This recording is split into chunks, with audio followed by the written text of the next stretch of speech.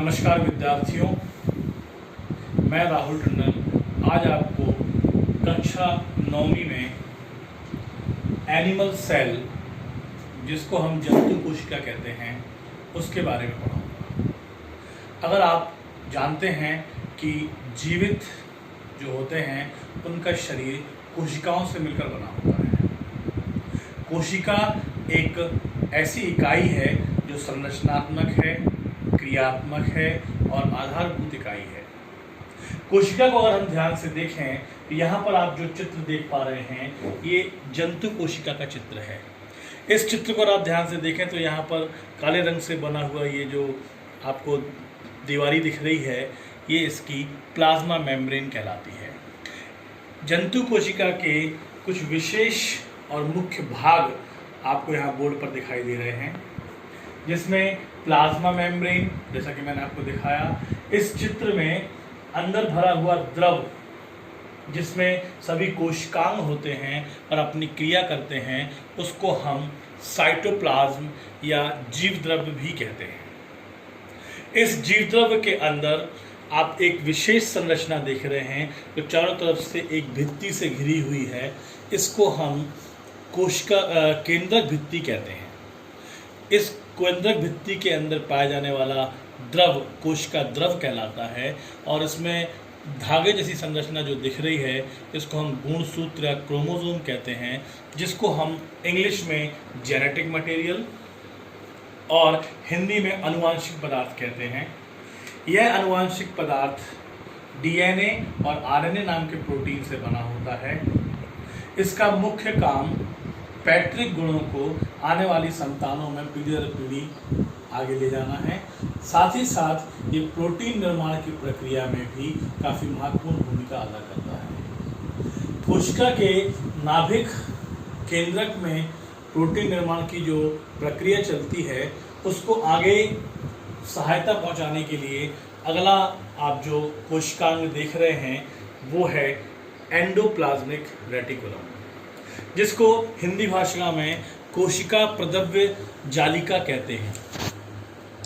यह कोशिका प्रद्रव्य जालिका दो भागों में बटी हुई है। एक होती है रफ एंडोप्लाज्मिक रेटिकुलम और दूसरी होती है सॉफ्ट एंडोप्लाज्मिक रेटिकुलम। रफ, जिसको हम हिंदी में खुरदुरी कहते हैं, यह खुरदुरी प्रद्रव्य जालिका में छोटे छोटे से आपको दाने के रूप में ये काले काले जो दाने दिख रहे हैं इसको राइबोसोम कहा जाता है। राइबोसोम के होने के कारण इसमें प्रोटीन निर्माण होता है और राइबोसोम को हम प्रोटीन निर्माण फैक्ट्री भी कहते हैं। प्रोटीन निर्माण फैक्ट्री राइबोसोम इस जालिका में लगे होते हैं। कुछ जालिकाएं ऐसी होती हैं जो राइबोसोम जिनमें नहीं होता है, उनको हम सॉफ्ट एंडोप्लाज्मिक रेटिकुलम या मुलायम प्रद्रव्य जालिका कहते हैं। ये बने हुए प्रोटीन को आगे कोशिका और कोशिका के अन्य भागों में पहुंचाने का कार्य करते हैं। इसके पश्चात हम जिस कोशिकांग की बात कर रहे हैं वो है माइटोकॉन्ड्रिया। माइटोकॉन्ड्रिया, जैसे कि आप सब जानते हैं कि कोशिका का पावर हाउस है। कोशिका को जो भी ऊर्जा चाहिए होती है कार्य करने के लिए वह एटीपी के रूप में इस माइटोकॉन्ड्रिया के अंदर ही संश्लेषित होती है। भोजन करने और भोजन पचाने के बाद जो फास्फोरस बनता है वो एडीपी को एटीपी में कन्वर्ट करता है और ये एटीपी माइटोकॉन्ड्रिया में बनते हैं और यहाँ से आगे जहाँ आवश्यकता है ऊर्जा की वहाँ भेजे जाते हैं। मैं थोड़ा सा आपको माइटोकॉन्ड्रिया की संरचना के बारे में बताना चाहूँगा। ये कैप्सूल के रूप में दिखाई देने वाला एक अंगक है। इसमें आपको दोहरी झिल्ली दिखाई दे रही होगी। बाहर की झिल्ली जो है वो लाल कलर से दिख रही है। अंदर की जो काली झिल्ली है आप देख रहे हैं उसमें कुछ आपको फोल्ड्स बने हुए दिखाई दे रहे हैं जो इसके क्षेत्र को बढ़ा देते हैं, जिससे ज़्यादा एटीपी की संरचना बन सके। ये बहुत ही महत्वपूर्ण अंगक है जो कि पावर हाउस या शक्ति प्रदान करने वाले अंग की तरह कार्य करता है। अब मैं आपको तीसरा अंग, जिसको गोल्गी काय, गोल्गी बॉडी कहा जाता है, इसको हमारे महान वैज्ञानिक कैमिलियो गोल्गी ने खोजा था। उन्हीं के नाम पर इसका नाम गोल्गी बॉडी है। जो गोल्गी बॉडी है, ये गोल्गी बॉडी यहाँ पर आप देख रहे हैं कुछ नलिकाओं और कुछ कटोरी रूपी संरचना में आपको दिखाई दे रहा है। ये नाभिक से बनने वाले पदार्थ को अपने अंदर संश्लेषित करता है उसको परिवर्तित करता है, उसको संग्रह करता है और यहाँ से फिर कोशिका के अंदर और कोशिका के बाहर भेजता है।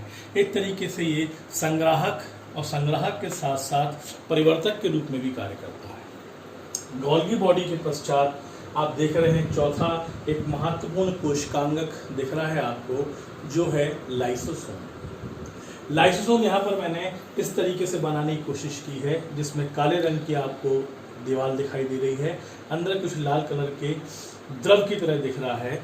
ये कुछ पाचक रस होते हैं, ये इसको आत्महत्या की थैली बनाते हैं, क्योंकि इसके अंदर पाया जाने वाला पाचक रस सारे कोशिका और कोशिकांग को समाप्त करने के में कैपेबल या सक्षम होता है।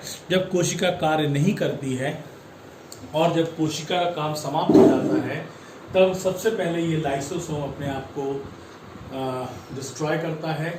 इसके अंदर जो भरा हुआ द्रव्य है वो पूरे कोशिकांगों पर बिखरता है और वो धीरे धीरे समाप्त हो जाते हैं। इस तरीके से कोशिका जब प्रौढ़ हो जाती है या काम नहीं कर पाती है तो फिर यह कोशिका समाप्त हो जाती है। इसलिए इस अंग को कोशिका का आत्महत्या की थैली भी कहा जाता है। इसके पश्चात कोशिकाएं बने हुए अलग अलग पदार्थों को संग्राहक धानी, जिसको हम इंग्लिश में वैक्यूल बोलते हैं, हिंदी में रसधानी बोलते हैं, और इसके अंदर जो भी चीज़ भरी होती है उसके हिसाब से इसका नाम होता है। कोशिकाएं बनने वाले प्रोटीन, अमीनो एसिड, वसा अम्ल, ये सभी इसके अंदर भरे होते हैं। ये बहुत कम मात्रा में और सूक्ष्म मात्रा में पाई जाती है। जंतु कोशिका में इसका स्टोरेज का काम बहुत कम है। इस तरीके से आपने देखा कि मैंने आपको जंतु कोशिका समझाने की कोशिश की। एक बार मैं आपको इस रिवीजन की तरफ ले चलता हूँ। हमने आज पढ़ा जंतु कोशिका। जंतु कोशिका का सबसे बाहरी हिस्सा हमने देखा कोशिका झिल्ली या प्लाज्मा मेम्ब्रेन। इसके अंदर पूरे में भरा हुआ जो द्रव है, जिसको हमने जीव द्रव का नाम दिया, साइटोप्लाज्म। आपने देखा केंद्रक, केंद्रक की झिल्ली, उसके अंदर का आनुवांशिक पदार्थ। इसके पश्चात कोशिका के जो और कोशिकांग हैं उसमें से 4 मुख्य अंगों को हमने कवर किया। सबसे पहला एंडोप्लाज्मिक रेटिकुलम, अंतःप्रदव्य जालिका। दूसरा माइटोकॉन्ड्रिया, पावर हाउस ऑफ कोशिका। तीसरा गोल्गी काय, गोल्गी बॉडी, जो संग्राहक भी है, परिवर्तक भी है और इसको आगे संचरण भी करता है। इसके पश्चात लाइसोसोम, जिसको हमने आत्महत्या की थैली कहा, और आखिरी में कुछ संग्राहक रसधानियाँ। ये कुछ मुख्य संरचनाएं जंतु कोशिका में होती हैं। इसके अलावा और भी कुछ अंग होते हैं कोशिकांग, जिनके भिन्न भिन्न कार्य हैं, और इस संस्करण में मैंने कोशिका की मुख्य जो कार्यप्रणाली है या जो कार्यवाहक अंग हैं उसमें कुछ प्रकाश डालने की कोशिश की है। उम्मीद करता हूँ आपको मेरा ये प्रयास पसंद आया होगा। किसी भी टाइप के प्रश्न या किसी भी टाइप की आपको डाउट या क्वेरी हो तो आप संपर्क करें। बहुत बहुत धन्यवाद। Thank you.